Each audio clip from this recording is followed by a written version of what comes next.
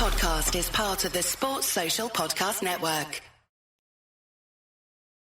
I'm Gary Birdwell's one of the old gits from a long time ago. You've got to tune into Tricky Talks, I believe, so just do it. All the best.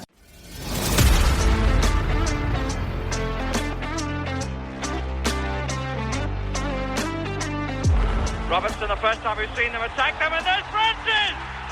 Well, that's what I wanted to see Robertson do. And still Robertson, getting his shot in, and a goal! Robertson!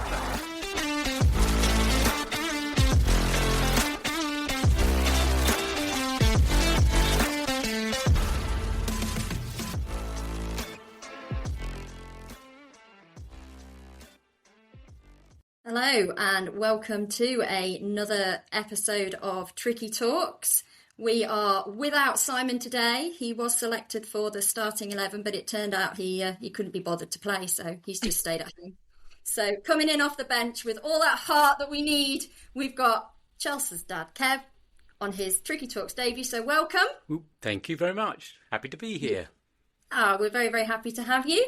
And then our regular, hardcore, leave it all on the pitch. Chelsea, how are you? Yes, I'm good, thank you. A bit frustrated, but, and I am sporting my cup that we got for Christmas, which says, I support Forest, and this will be the only cup I'll be getting this year. And I was quite offended when I first got it, but it seems to be a bit apt at the moment. So, cheers, everybody. Was it made in Wales? I think so. Quite possibly. And of course we have Mollo, suited and booted and ready for the occasion. How you doing, Mollo? Yeah, all good, and at least there are no Welsh teams left in the Europa League, that's all I'm saying, because that's the one cup we are going to go for. Yeah, absolutely, no more trips to Wales, please, ever again. Thank you very much. Okay, so and that is obviously where we're going to start. We're going to start in Wales. We're going to have a talk about Wrexham, a game of three halves, let's be honest. I was there. I have to say, I had a great time. I've got lots of positive things to say about that, but let's get that first half out the way before we talk about anything else. Mollo, thoughts on the first half? Well, Sean Dyche kind of summed it up in a very succinct and brutal way, which I completely and utterly agree with and subscribe to. I don't know about throwing players under the bus, as some people have said, but honesty. It was poor, and it was poor in so many different ways, wasn't it? That team was something like £140 million worth of talent. We didn't exactly put a load of kids in there, did we? It was people that are supposed to have made our squad stronger. And ultimately, with the ball, it was pedestrian, slow, going through the motions. And without the ball, the majority just didn't really look at it. I've read some horrendous stats about that first half, about number of tackles lost as well. And we had the lion's share of possession, but I don't remember us creating much, if anything. It was just appalling, wasn't it? And Sean Dyche called it, and I would say things could only get better after half-time. I thought the question asked by the Forest fans was perfectly valid. What on earth was that? I don't agree with booing the players, but I could well imagine as they sat down for their half-time cup of tea, Sean Dyche walked in and said pretty much the same phrase. What the was that? And there it was. First half in a nutshell. Poor defending. It should have been 3. All 3 goals from errors. Soft centre right through the team. Midfield. Centre backs. One centre back was ever so slightly worse than the other. And if you've got that happening, thank goodness for Matt Stells at the end of the first half. Not that it mattered in the end. I'm not down about the whole thing, but I'm sure we'll come to the unbelievably contrasting rest of the game at some point. But yeah, the first half was unacceptable, was the word Sean Dyche used, and I agree with that. And the reasons for that, I'm sure they're on it. So I'm going to spin it back. We were in the Turf, okay, the famous Disney Plus pub outside of, right outside the football ground. And I've got to say, fantastic place. Absolutely love that. Not experienced it for a long time, where home and away fans mixed together. really, really good vibe, really, really good atmosphere. Chatting to them, they were saying, "Oh, we think you're going to win." We were saying, "Oh, we think you're going to win." Everybody waiting for the team news to come through. And to be fair, when the team news did come through, quite a lot of people's comments were that's stronger than potentially we thought it was going to be. You know, we'd had conversations in the car about whether Angus Gunn would be in goal, you know, whether he would really start the kids, whether we were going to see Zach Abbott starting, things like that. But actually, when you saw that team on paper or on your phone, you know, it felt like we were going reasonably strong and kind of a lot of what we expected, this so-called second string that we talk about that are supposed to be vying for the shirt. So as we walked into the ground, there was a fair amount, I would say, of positivity. You know, it was definitely being put on as an event. We had Ryan Reynolds walking around the edge of the pitch, giving everybody a wave, followed by bazillion cameras, you know, which everybody was laughing at. There was some good banter going back and forth between the fans. They were very loud to our right. There was a lot of England stuff. There was a lot of, you know, that kind of thing, but all fairly good until we started to play. And then it was just like, what on earth is going on? And as the goals kept banging in, and we almost forget that we scored first, didn't we? And that it got disallowed, because it just became completely irrelevant, you know, following on for the rest of the half. And for me, I know you've touched on it, Mollo, the booing and the jeering as they went off is like nothing I've ever experienced. And I have very recently experienced the Ange sacking. You know, I've also experienced us getting relegated from the Championship down into League One, but that was next level. It was, I didn't join in with it. I never do, but I could totally understand where that was coming from. You know, how did that come across to you guys? I know you said, you know, you've watched the highlights, but I'm assuming you could hear it in the highlights as they were. How did that come across to you? Yeah, I mean, there just seemed a lot of disgruntled fans around, didn't there, really, to be perfectly honest, which is a bit of a shame.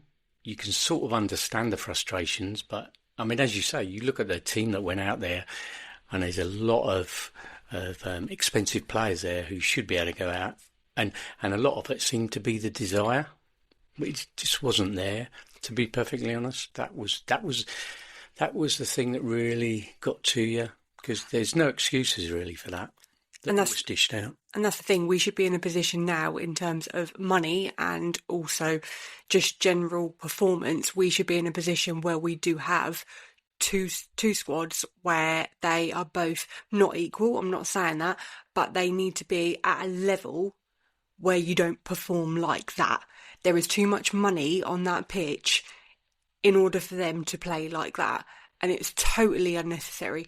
And like Di said, you don't perform like that when you're wearing this badge. And that's where that desire, the passion, Wrexham wanted it and they got it. And that is the long and short of it. Yeah, I would agree with that on balance of the whole game, that I still think they wanted it more, and I still think ultimately they deserved it more.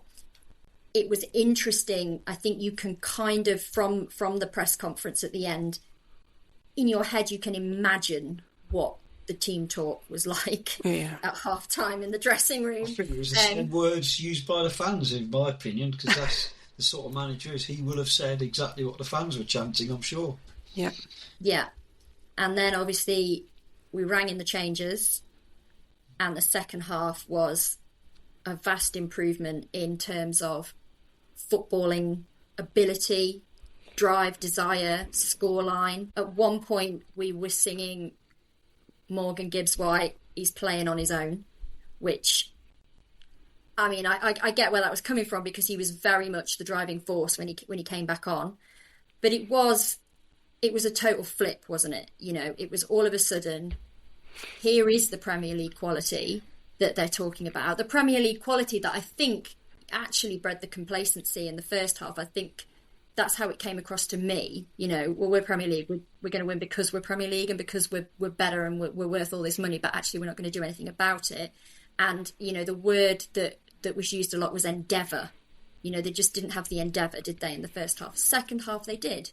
So for me, I really enjoyed the second half. That's where it became that classic Forest roller coaster, that incredible cup tie, which I was, very very happy to be witnessing and be a part of, that up and down, screaming, shouting, booing, whatever.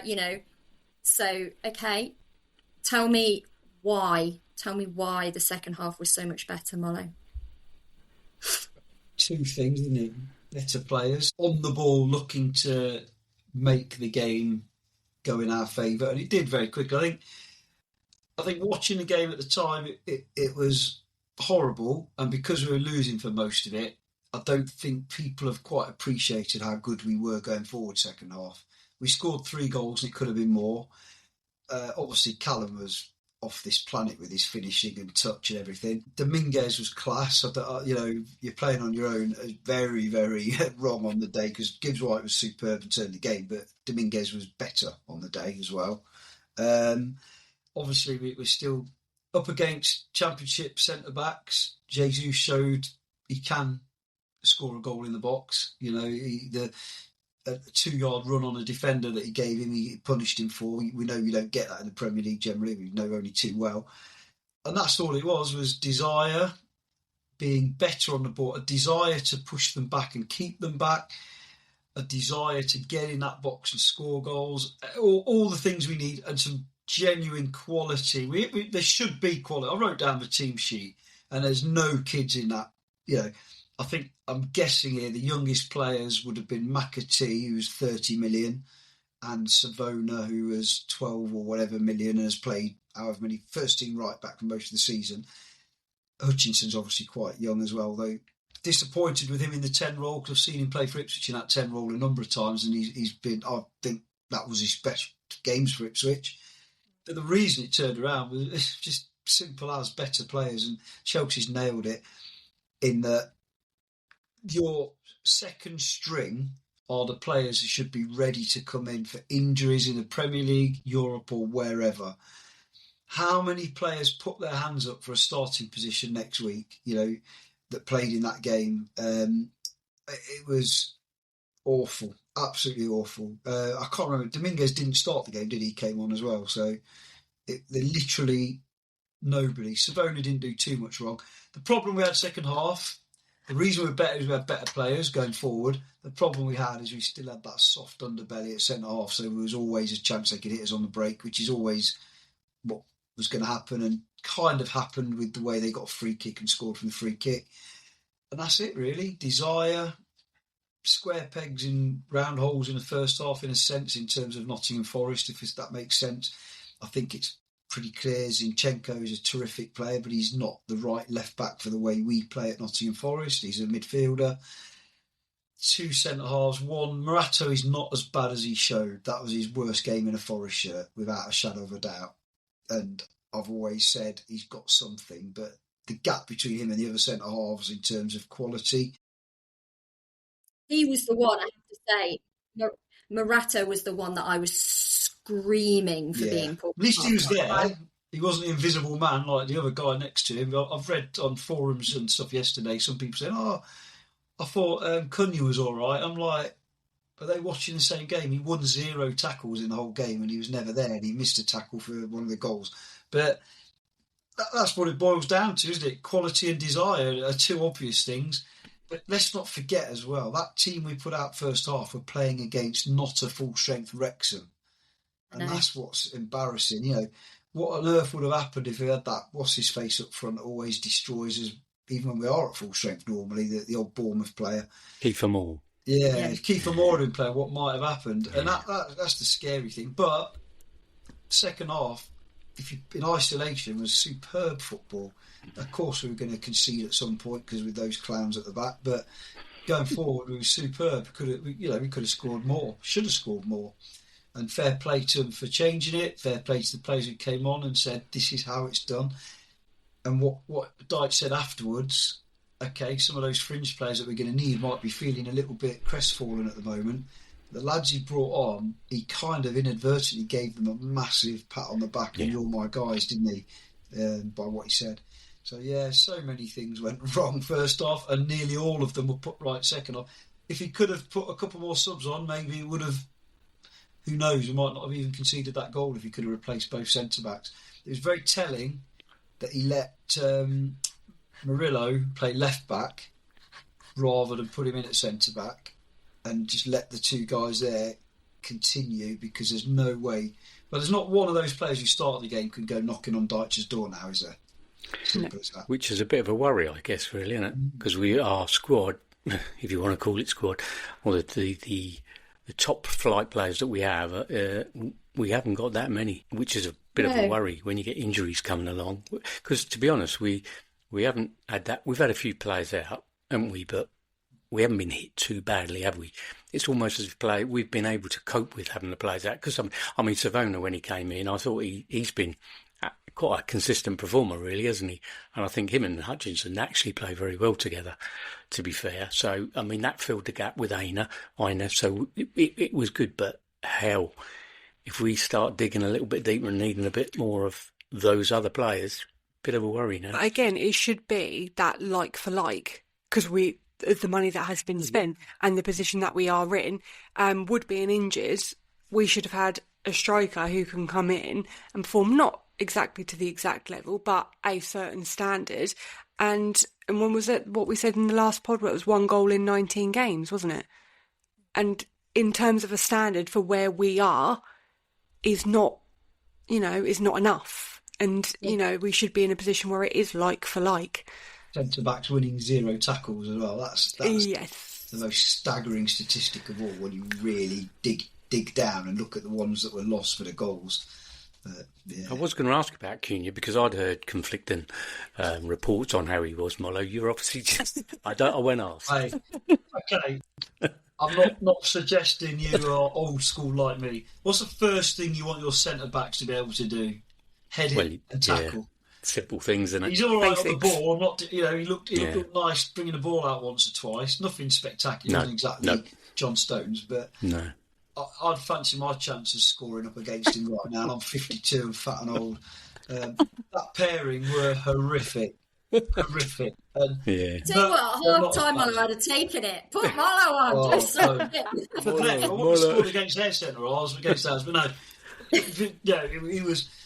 Bless him, he's young, he's got time to develop and all the usual stuff people say, but to not win a tackle in a whole 100 and how many minutes it was, 120 minutes, and then when you see the goals where tackles were lost or half tackles were made, it all sums it up, doesn't it? But the other thing I was going to say, it's not about knocking on Dyche's door, it's also not one of those players that started the game put any pressure on the person that's in possession of the shirt in their position. Yeah.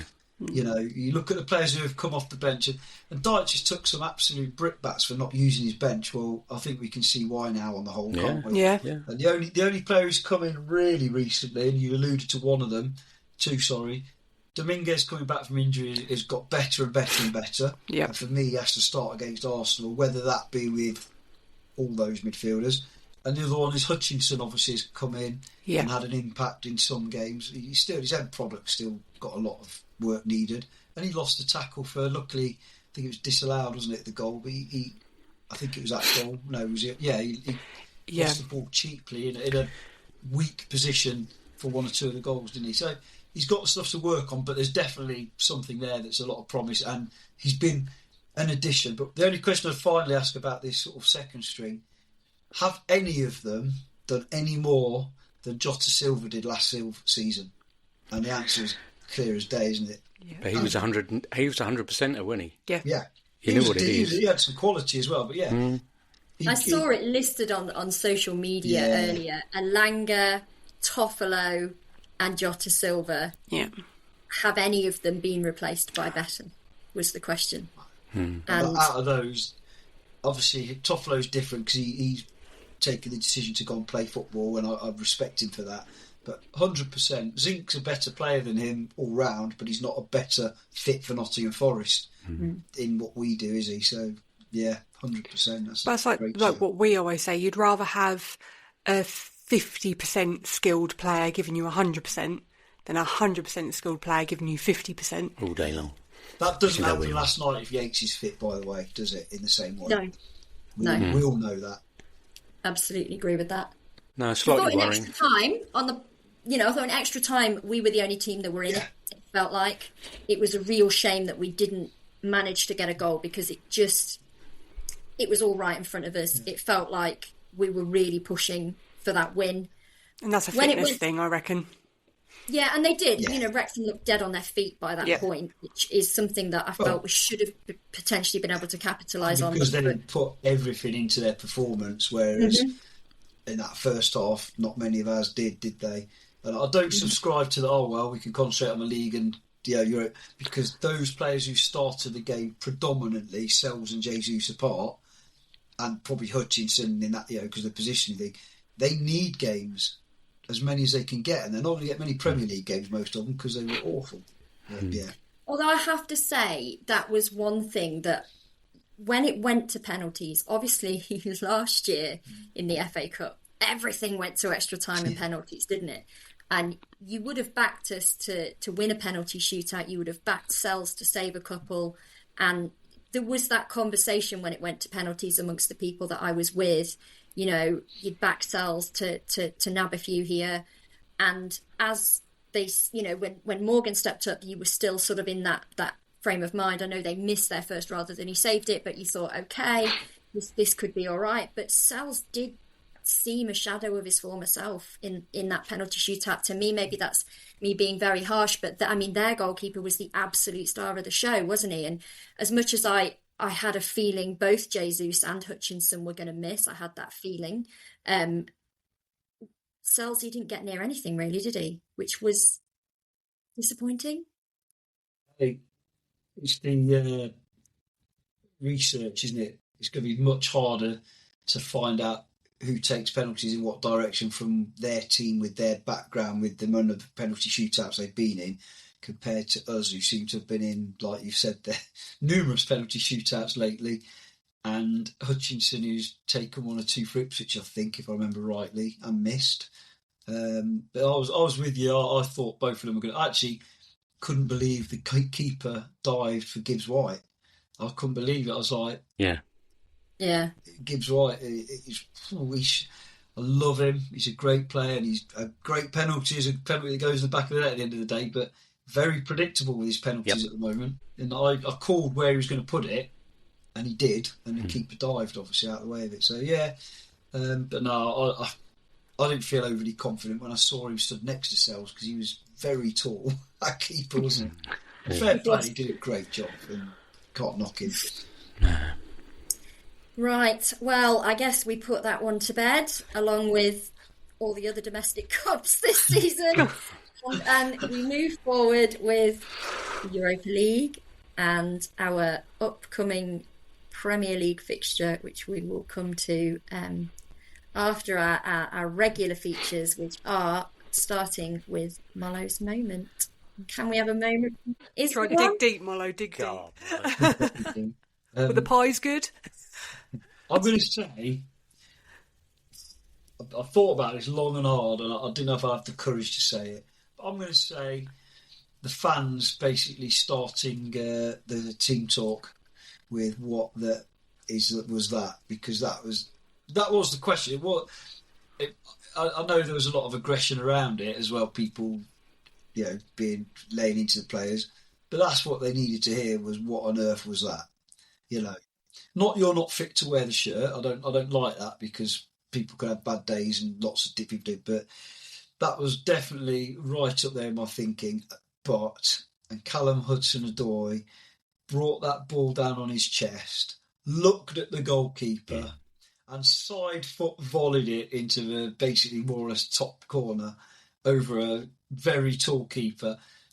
It couldn't be any other moment, could there? That was absolutely world class. When a Man City player or a Man United or a Barcelona player does that, you're watching that time and time again on the match of the day highlights and introduction, whatever. It was top draw, and we know he's capable of that, because who pinged that into him? Who was it who pinged him? Savona got 2 assists. Yeah, he did. Solid game in comparison. So fair play. Absolutely, that is the moment by a mile in the end. Yeah. Okay. Right, Chelsea, have you got an FPL update? Yes, I have. So we have all shifted in place this week. So, Mola, you've gone up to 12th place. You've gone up. Just one. One space, that's all. But still one space. Good. You got 70 points this week. Thiago and Haaland up front. They got you 24, so that was all good.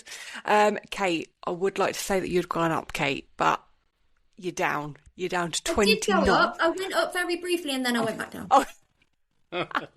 You got 57 points though, so it's actually not too bad in terms of overall points.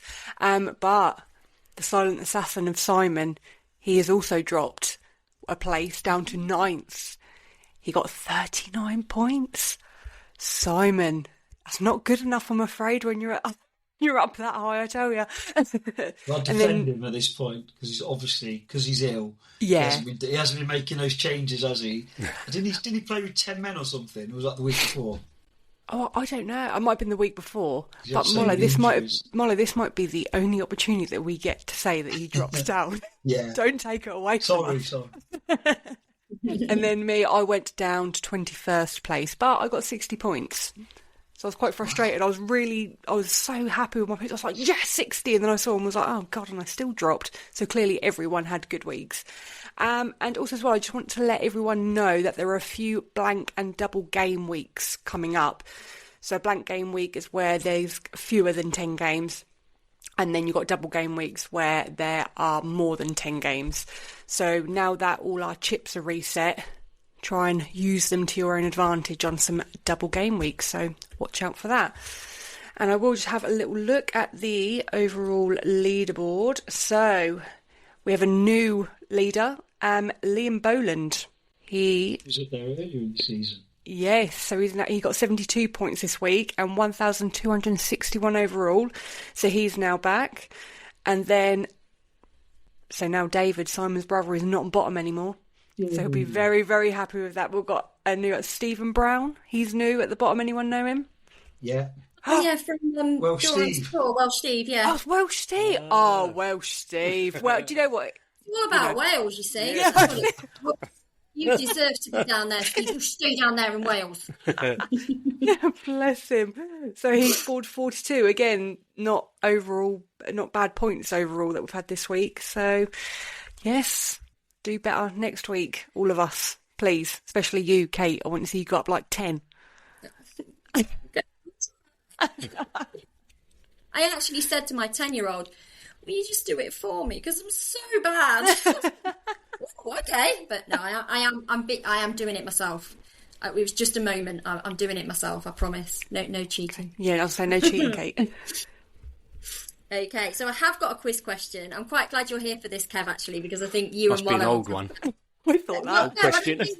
Thank you, Chelsea. You will know some of this, and I think some of it you'll definitely be able to do. But I think you and Molly will be quite a good team here, quite a good replacement for Simon. Come on, then. And I totally stole this off Talksport. We're listening to Talksport on the way home from Wrexham. I've doctored it a little bit, but here it is. Here is the question. Name the last 10 different teams to win the FA Cup. Okay, so obviously some of them have won it multiple times, so I'm looking for the last 10 different teams to have won the FA Cup. We just reel them off and then tell us how many we've got left. So you tell me who you think it is, yeah, absolutely, and I will tell you whether or not you're right and when they won it, and then, yeah, we'll do how many you've got left. Okay, I hate saying this one. Leicester. Leicester in 2021? Yeah. Man U, Man City. So Man U 2024, 2016, 2004, 99, 96. This will give you a clue as to how far back you've got to go. That's Man U. Right. Man City 2023, 2019, 2011. All right. Kev, you've got to say 3 now. Oh, God, crikey. Spurs? No. Did Newcastle? Not that far back. See, they did do the 14 on the radio, but I thought they that'd did take us do too it, but long. we're not going to mention when or how or that. Yeah. No, that's one that I haven't been able to get out. You see, that's the trouble. Yeah. Roger Milford, who should never, ever, ever... Anyway, sorry. Absolutely. Right. Who have we got? So, did we go Arsenal? Arsenal, correct. So they, flipping heck, I ran out of room. 2020, 2017, 2015, 2014, 2005, 2003, 2002, and 98. Whoa. Arsenal, yes. Here we go.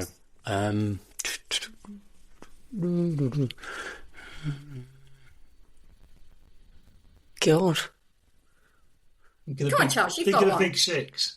Yeah, I know. See, I was going to drop Villa in there, but that's not, is it? No. No. That's why I was looking at the... your Did top Newcastle? No. Have you ever seen a Geordie with a cup? No, but you know when I'm trying to dig deep in my head. Go on, right. Liverpool. six. Liverpool, yeah. Yeah. Liverpool, not as many as you'd think though. 2022, 2006, 2001. Palace. Of course. Of 2025. course That's it the one I was. thought you'd get, Charles. Do you know what? See, again, I erased that from my memory, done like Men in Black. Oh, God. They're not winning it this year.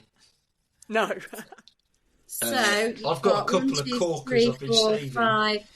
So you've only got 1, 2, 3, 4 to get. Right. Portsmouth and Wigan. Yes, indeed. God, Wigan, Mallow. 2013, beat Man City 1-0. Well done. And Portsmouth, they were... Well, oh gosh, I've not written down the year for them, but they beat Cardiff 1-0. One last one. No, two actually. Two. There's one Yeah, I've got 8 down now. West Ham? No. No. They won it in the 70s, 80s. 78. Yeah, they were It's further going to back. be after 91. Everton, of course. So I was only about to say Everton. Well done. Everton Paul in Rideout. 1995. You got one more. I've said Leicester, haven't I? You did. Hang on. You'll think you've said it, but you haven't. Oh no, I'm just thinking through the big 5. So we've said Arsenal, said Liverpool, said Man City, said Man United. I know Spurs never win anything. Of course, Chelsea. There we go. I've got, see, Chelsea, 2018, 2012, 2010, 2009, 2007, 2000, and 1997. There you go. Hello. You're doing good. Do you know, I was Very going to good. say... You let me down there. No. I was going to say Everton, and I thought, no, you've cocked up a few. You don't say Everton. And one I should have been with. Never mind. Paul Rideout, remember? He was it? Yeah, what a player, actually. I know, but I just thought, as I was listening, I thought, that is a great question. Yeah, they went to the last 14, and Des was quoting his, I don't know, Premier League or whatever it was, albums that he still reads like a child. He could go right back to the, I don't know, 70s or whatever. But yeah, good question. So, Go up to 40s. Yeah, imagine saying, well My favourite done. FA Cup question, Man City slightly ruined, didn't they? That was the biggest ever FA Cup final defeat. Man City beat Watford the same score to ruin it a bit, because it was Derby lost to Bury in 1946. Oh, really? God, I'm just why? gonna, for the sake of the listeners, I'm just going to recap them because we were a bit higgledy-piggledy how we did that. So we've got Crystal Palace, Manchester United, Man City, Liverpool, Leicester, Arsenal, Chelsea, Wigan, Portsmouth and Everton. Right, okay. And on that note, let's move on to previewing Arsenal, shall we? I mean, we haven't directly spoken about Edu, have we? Obviously, there's been a lot of stuff on Edu, but I feel in a roundabout way, we've sort of touched on it. What starting lineup are we looking for against Arsenal? And is there anything we can do to win this game? Chelsea and Kev. Well, you'd like to think that would be Murilo Milenkovic. Interesting to see whether he plays Aina again. Well, that's what I'd be thinking. I don't know whether Savona will come in. Yeah. It's a difficult one, isn't it, really? Yeah. 'Cause Obviously, playing 3 on the trot for Aina or whatever is going to be quite a lot, and it really is. Good rest, though. yeah. Yeah. Obviously, you'll have Williams. Then we come to midfield. Well, I've been reading all day that Douglas Luiz is going back. Yeah, I heard that, yeah. Oh. Yeah, I heard that. Wouldn't start anyway. No, you wouldn't start. No. Would that be a problem, do you think, really? Value for money? No. I don't think. And also, Sangare back? Yes. Love Sangare. Oh! I do hear. love Molo. the The Sangare man that we is saw with against his airport Tottenham. on his white Do you know- charger. do you Here know comes what? Sangare. I love the Sangare we saw against Tottenham. No, I think he's a guy that in the right team, in a struggling team, he won't do so well. But in a good team, I think he's just quality. He's one of these guys who. No, I'm not going to, because I have a different opinion. I like Dominguez That's what it's too. all about. This is a safe space, Kev. I tell you, Please honestly, speak your truth. I have always he had lots of injuries when he came, but you can see that guy oozes class, because how many times did the likes of Gascoigne or Ginola get tackled? Not a lot, because they're skillful. They'll just move it and go past you. And if you look at it, he's probably one of the least tackled people, because they just stand off him and wait for him to do something, in my opinion. You know, because he has got a bit of quality. I'll shut up now, Molly. But I like Dominguez too. Always have something. My eye twitching. I actually think against Arsenal, it's not either or. I think it's both. Yeah, he could be right, actually. I think you do what Nuno did, and it's got to be Callum, the way he's been playing last game. of course. Callum on one wing.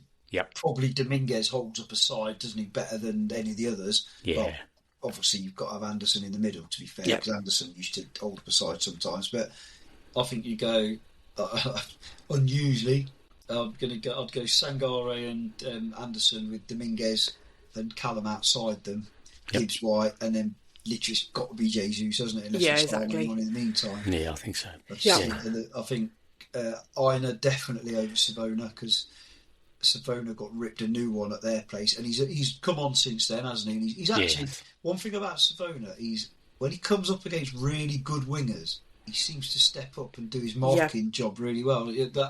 Against Bournemouth away, if it hadn't been for him and Williams, we'd have got absolutely rinsed, because our centre backs had an off day. Yeah. So I could see the argument. Savona's one of the few. Is he the only defender we've got knocking on the door for selection outside of the first four? Probably, and fair play to him for that, because I don't think he was balked to come straight in, was he? No, and some of the guys we got in there that you'd expect to have actually just made a name for themselves or whatever. He's not one of those you would have thought, really, would you? No. But he's actually, he's a reliable. I wouldn't even call him a backup. You can rely on him, I do think, most of the time. Out of all of the signings that we had, I really thought that McAtee was going to make a name for himself. But again, I think with McAtee, for me with McAtee, it wasn't so much what he'd done in the Premier League for Man City and the FA Cup, whatever. It was watching him in England under 21s, where Hutchinson, Anderson, the lad from Bristol City, I can't remember, was it Alex Scott, were levels above anyone else. Then there was a big drop down to McAtee. And that was my concern. If he's not doing it, if he's not, Hutchinson, and Anderson and Scott stood out, didn't they, under 21? They did, yep. The lad who scored all the goals, Harvey, whatever his name was, Harvey Elliott. Elliott, yeah. He caught the eye for his goal scoring from out wide. I genuinely didn't think McAtee did anything special. But I will say, there's a player in there, because his first touch is fantastic. Honestly, I think... somebody that was sat behind us at Wrexham at half-time said about McAtee, he's a modern academy player. And I thought, yes, I think that absolutely nails it. And he said it's not that he isn't good, it's that he's not right. And I think we've said that you've said it about Zinchenko, I agree. It's not that he's a bad player, he's not right for the team. I think the same about McAtee. I'm not sure whether Back was just not good. I don't know. Or whether he's just not right, or both. I'm not sure. Something, hasn't he? He's like the modern day, in a different position, dare I say, Sangare, in that he's shown the odd flash and you think, ooh. Backwood's first game was Arsenal, wasn't it, Molly? Was it? Yeah, he came on and looked really lively. Good, didn't he? Yeah, he did. Yeah, and he looked... I'm not convinced at the moment he meant that pass at Villa, but when he did it, I was like, whoa, that was great. And he had 5 minutes in the first half against Wrexham where he just literally was 5 minutes where he got the ball 2 or 3 times and looked the part and then disappeared. Now, our problem is, and this again, this takes you kind of to recruitment, doesn't it?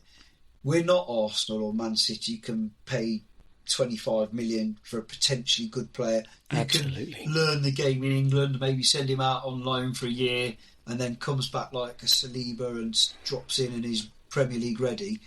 We needed oven-cooked, ready Premier League players, didn't we? Yeah. And Bakwa, and probably Callum Wendo as well, although to me, whoever scouted him, I can't believe they thought he had the tools to be a Premier League player as a centre-forward, but that's a different conversation. But to me, Bakwa's one that a year or two from now, if we had the wherewithal to wait for him to develop and drop him in for 15, 20 minutes like he did against Arsenal at the end, could potentially be a very, very good player because his physique's, he's dominating, isn't he? Yep. But we're just not that club yet. Maybe we thought we were in the summer, and we're just not. And McAtee's the one. I think one of my friends, knows his football, said the thing with McAtee, he's used to playing with everything in front of him for Man City, where everybody's backing off, and he can have time on the ball. But much like Sangare just gets caught in possession too often. Yeah. Like I said, his first touch is mustard, and that's absolutely mustard. His second, third, fourth, fifth, sixth touch, on the other hand, bit of a problem. So it's It's a I bit don't of a know what his worry, attitude is, but you got the feeling he was one of the players that Dyche was referring to about not putting it in training, wasn't he? He needs another loan spell somewhere in the Championship or whatever to hurly-burly, because we spent 30 million quid on that kid. And that's the worry, isn't it, really? We've spent a lot of money and their stock's probably gone down. And if you're trying to offload him, money's gone. And if you're trying to replace, what are you going to get? It's when you do it as well, isn't it? You're right, because Callum Wendo and Baka have got enough in the bank from their previous clubs in the Mickey Mouse leagues that somebody in the Mickey Mouse league might buy them. They're certainly not going to get picked up by a Premier League side, are they? Was it last night Callum Wendo played and did he set one up? Still came on and got an assist or whatever? Look good. Well, the paper's always going to say look good, aren't they? Because he's gone to another club or whatever. Plus it's a different type of football, isn't it? Of course it is. My concern is our recruitment, getting in players like that, and I was very vocal about this last season, and I want to look like an idiot, but unfortunately it's not coming out, and that's that we never should have let Danilo go while he was still coming back to fitness. I'm not saying he's the all-time answer, I'm not saying he was going to be the best player in the world, but he came back from a horrendous injury and clearly not got his full confidence and physicality back, and because we've got our money back and a bit on him, we've let him go and brought in Louise, for instance, and now we're hearing Brighton sniffing around him, and if Brighton is sniffing around him, he must have something about him. I just think he's potentially a lovely player, just unfortunately the way it is. So, like Kate said, it kind of, without actually talking about the Edu situation, we kind of are, aren't we? Because it is poor recruitment. Yeah. And I guess the issue for me with Edu is, yes, I am definitely team get rid of Edu. I think the evidence is stacked so high against him now. I don't know how anybody could advocate for keeping him, but getting rid of him doesn't balance the books. It doesn't give us a load of money to spend. It doesn't mean that we can offload all these players that we've bought that doesn't work. It's definitely the first step for sure, but it's not a magic wand. Getting rid of Edu. We are in this situation. And as much as we were all saying these players should never wear the shirt, as much as Dyche is saying these players shouldn't be knocking on my door after that performance, they are the squad that we've got. Yeah. And we do have Arsenal at home in the Premier League this weekend. So one narrative that I've heard, which, you guys must have all heard as well, is people saying, wouldn't it be just like Forest to crash out the FA Cup on penalties to Wrexham with that shocking first half performance and all the questions around the squad, and then go and beat Arsenal in the Premier League? Is there anything to that at all? Can anybody find anything that says that's likely to be what happens? No, but if we played like how we did against Spurs, Man City, then we might have, we might be in the running to beat them. I always say when you lose against the lesser clubs, that's about either motivational from the manager, because when you're playing against, You know, even down to when we used to play. If you're playing against a better team, you raised your game, and you didn't need no manager to tell you that. But they always seem to put in a shift against the better sides. I mean, Tottenham was a great game, wasn't it? I'm not saying they won the better side, but against Man City, what an effort there as well. You know, and they were motivated without a doubt. You know, so why can't people go and you know? And I always think that everything's scalable. And I know when we used to play rubbish standard, but you'd still put your effort in against the better because you wanted to be recognised. So you wanted somebody to see you, and I think that's the same sort of thing. You know, you shouldn't have to be motivated by the manager to play against the better sides. I don't believe so. Who knows, Kate? It could be. Well, I think we will compete. I 100% agree with everything you said there, Kev, apart from those last 15, 20 minutes when what we look at our bench and they look at their bench. They're a very different animal to what they were last year, aren't they? Yeah. They've got no weaknesses. And if a player's not on his game, they'll bring somebody like we thought we were going to be doing this year, who's deserves to play in many ways and comes off the bench to prove they deserve to play. You know, it's like you're bringing off England internationals off the bench. We're bringing on England under 21 players, who possibly don't want to be there.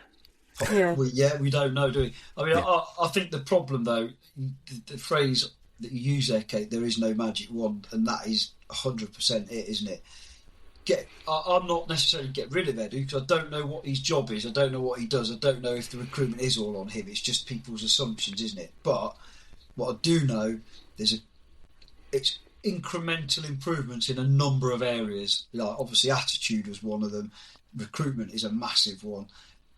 Bit of luck, goal scoring, a bit more. Yeah, there's little incremental improvements needed all across the first team situation at the moment to make us a little bit better. You know, David Brailsford used to say, didn't he, if you improve lots of areas 1%, you can improve by 5% and all that sort of stuff.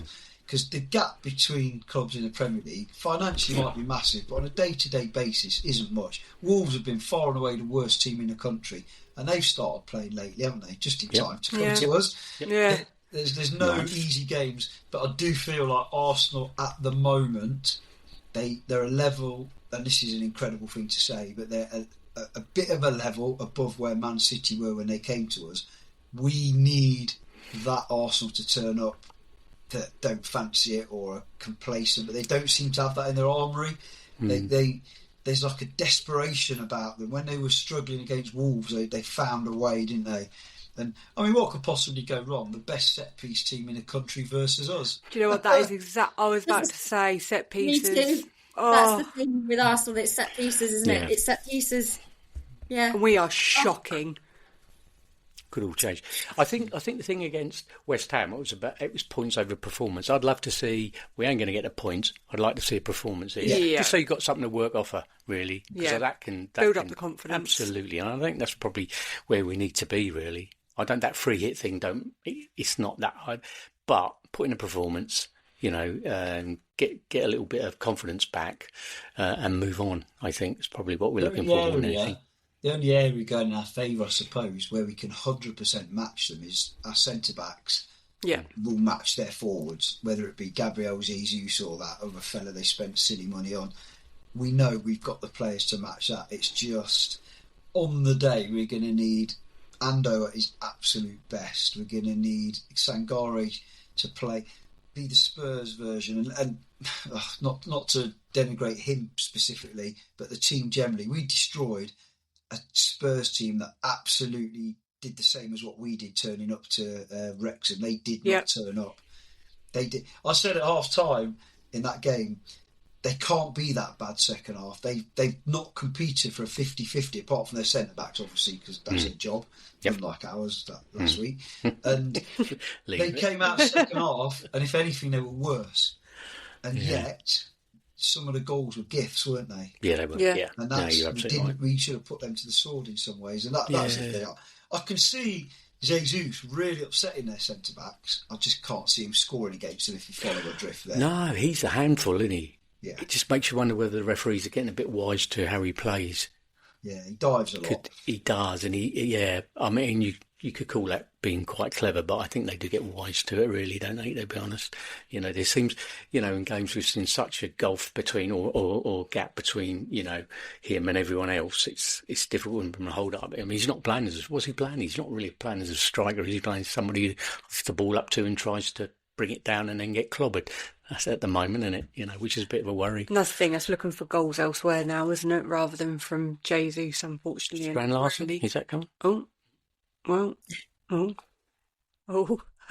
Is there talk of McAtee going the other way? That's all I keep reading on this thingies. I don't know. Wolves trying to get ready for the Championship by all accounts. Like they genuinely have all but come out and said that, haven't they? So wow. They could do a lot worse, and that would be a get out of jail card for our financial recruitment team, wouldn't it? Get out of jail. That's the other thing, isn't it? Really, we have to be very careful. Established, proven centre forward, and getting the value of our young midfielder. Get somebody in. 30 million.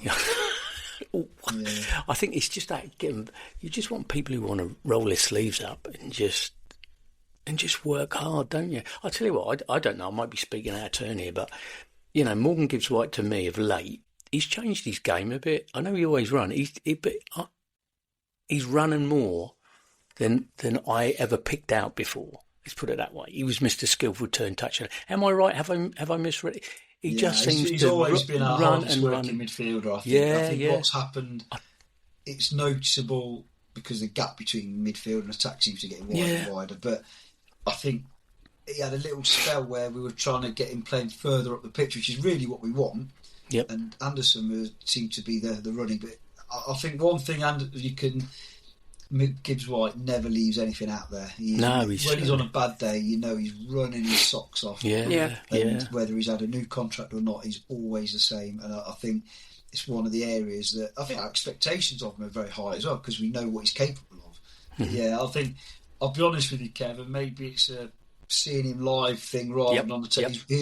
The ground that guy covers is for a skillful kind of traditionally luxury player who's out of this world. And I think that's why I asked that, Muller, because he does, he seems to have changed his game, or I'm seeing him do different things, I think. And running into the camera shot, that's what he's doing. Yeah. That's what Dyche is supposed to be, famous for, isn't he? Getting them to run. Yeah. So there might well be something in that, Kev. And I do think, Morgan, he is still our main man. Yeah, he's still our main man. And, we saw that at Wrexham. We certainly looked to him at the weekend and some others. Consistent performers is what you want, isn't it? And that's what you need in your team, without a doubt. Absolutely. That's a scary thought. You're saying, so he is our main attacking threat in terms of opening teams up, our number 10. And they're probably, if their number 10's not quite at it, they can bring on probably Eze. Back up, Eze can't get inside. Terrifying, isn't it? See that as frightening. On a bit of a positive there. Let's rewind. The only thing we've got basically, you've rolled me off the pitch. That's what you've done there. You've done a Martinelli. But that's the thing, isn't it? It's football. Anything can happen on any given day, and if a few of them have an off day or whatever. But with that pressure on our back four and five is huge again, isn't it? But at least it's our first choice back five, and the more games Ola plays, the more likely he's going to get back to his old self, if he ever does, because he seems to have been in the gym a lot with the size of his upper body this term since he came back in.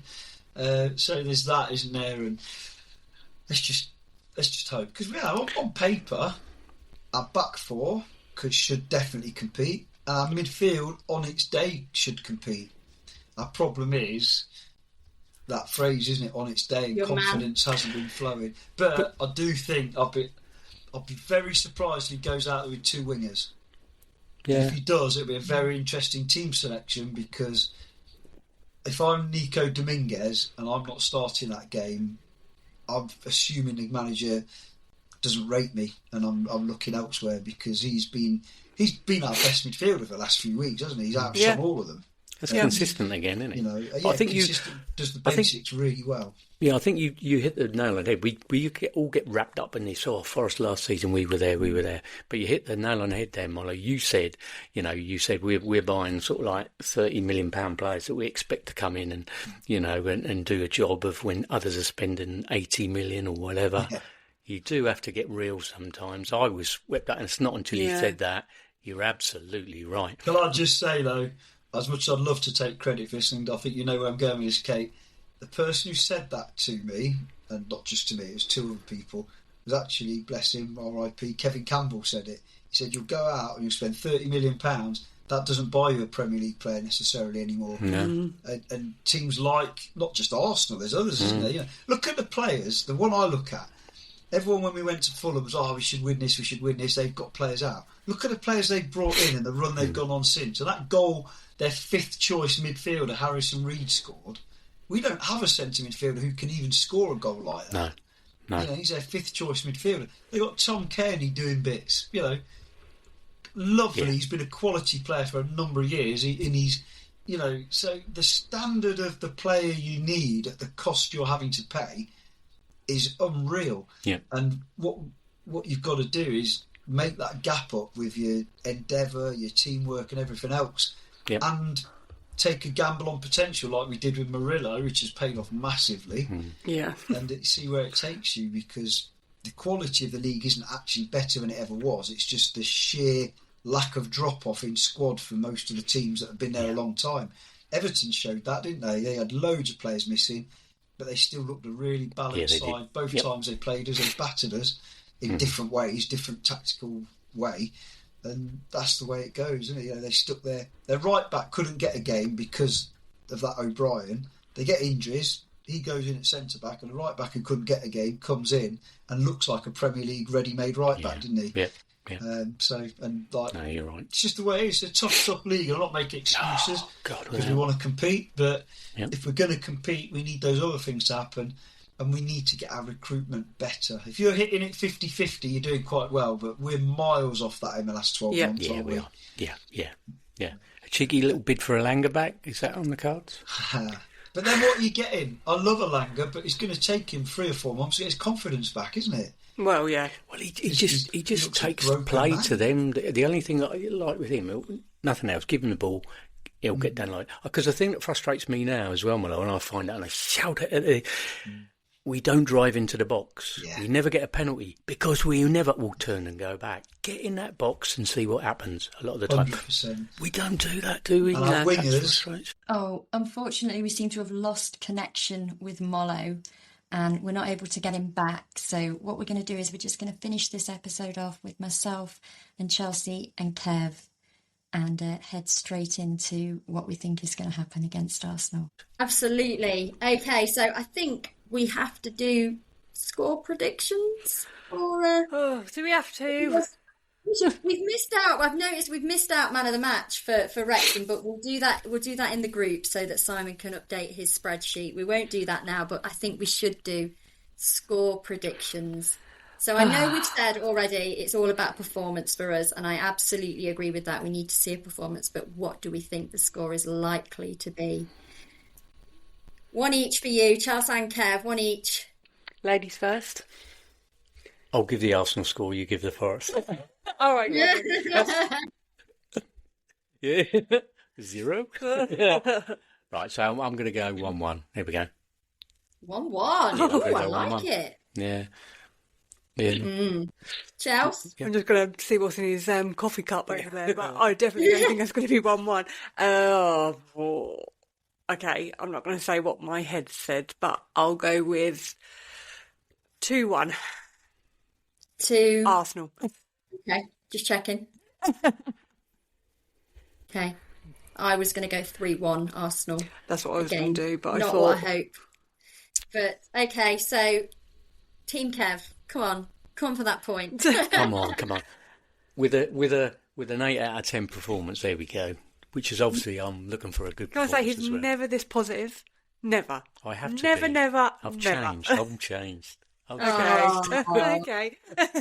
Love that. Yeah. Love that. Okay, well, I think that's just about it. I think we've covered most things Any other business from anybody? No, just a point would be amazing, wouldn't it? That would be amazing. A performance would be wonderful. Yep. And of course, we wish Simon get well soon. He is actually poorly today. So Get well Simon, soon.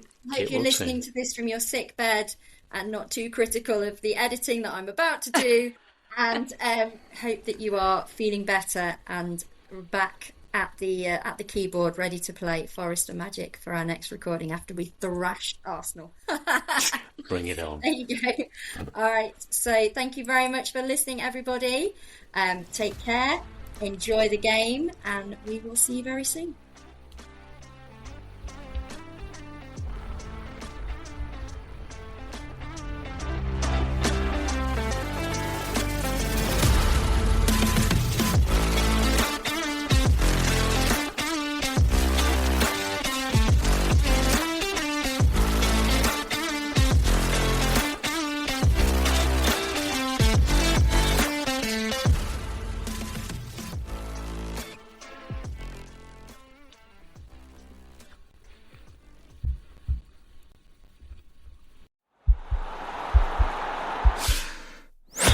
This podcast is part of the Sports Social Podcast Network.